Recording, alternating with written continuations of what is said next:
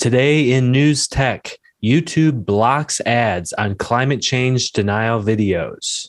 This includes videos that claim climate change is a hoax or deny the human link to global warming.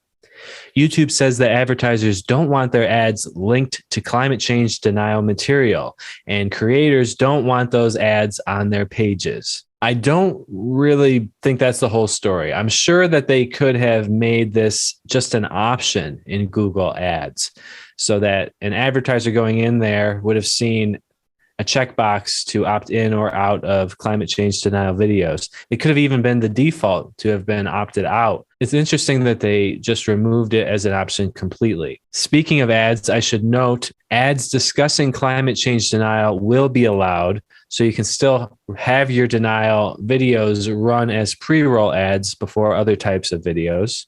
And I did find it interesting that this effort stops short of outright banning this type of content.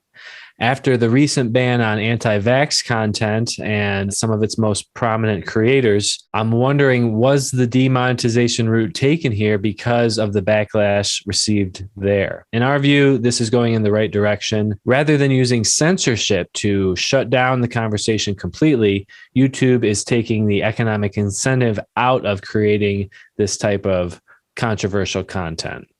It stops short of banning the content. One possible reason is, it doesn't carry the same short-term risk of harm as the vaccine misinformation, but someone not believing in climate change, it's just not as much of an emergency. Really, the question I think is, how much responsibility do they need to take? What are they really responsible for? There haven't been any lines drawn anywhere. I think that the algorithm part is where this thing kind of comes up, because while YouTube might not be responsible for the stuff that goes onto its platform, it is responsible for how it's feeding that to people. Yeah, exactly. They throw up their hands and say, it's the algorithm. We're not a publisher, but by creating the algorithm, making the last call on what's out there and organizes everything that's out there. Because, how many billion hours of content could they show you? Choosing to show you an anti-climate change video, that's totally on them. Really a smart move if you think about it. It's a smart move from YouTube.